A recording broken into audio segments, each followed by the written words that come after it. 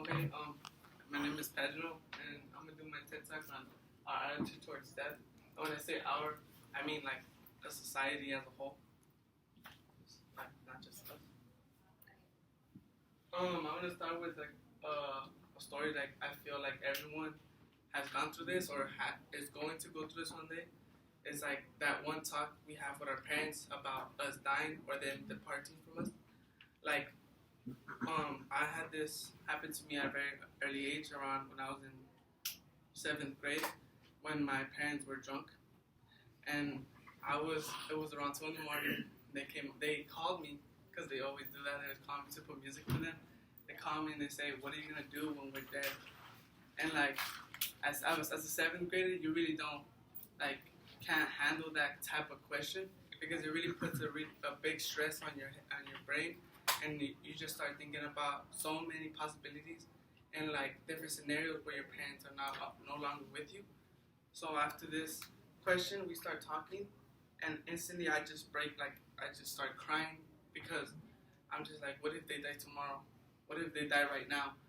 And like I feel like this really had like an impact on the rest of my life, because my parents to this day still talk about that every time they get drunk. I was like, what are you gonna do when I'm gone? And like I'm just like really like you can't start talking about that, like it hasn't happened, so I feel like you should not talk about that. Yeah, like the aftermath of like this question like really changed my attitude, and like it made me want to research like why people think like this and why people want to always think about, oh, I'm gonna die soon, and like that like really suppresses their way of living. Oh. The way that I came up like to deal with this is this thing that I researched and I found, which is called mortality salience, mortality salience is the awareness of by an individual that his or her death is inevitable. So this is us accepting the fact that we will die one day, but this is also acknowledging that we cannot let this death thing, this natural thing we still have, suppress our life, so it can restrict us from doing certain things, because death is a subject that people let restrict someone from doing something. So like I want to do something, but they're always thinking about death. They're like, oh, well, what if something goes wrong? Like let's say I want to like go off on an adventure, like rock climbing. Then they start thinking about if the rope is gonna cut off, and they're like, oh, what if that happens? So that really restricts someone's life, and like let's wrong.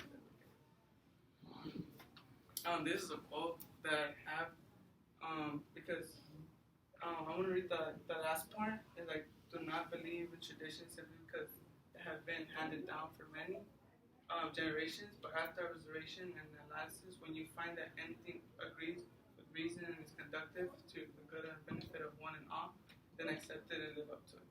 I feel like this shows that like people are always saying, like, everyone around you is always trying to tell you what to do, like with your life, because of like oh, I've seen this on TV, and if you do that, that can happen.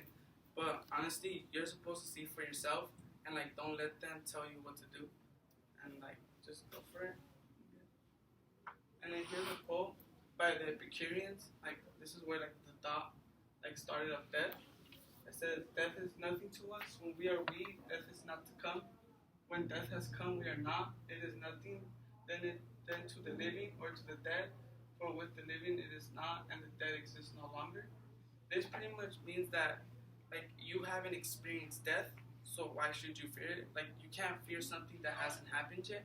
So this is us thinking into the future, saying, "Oh, I don't want to die because I'm scared of it." But you haven't really gone through death, so how do you know it's bad for you?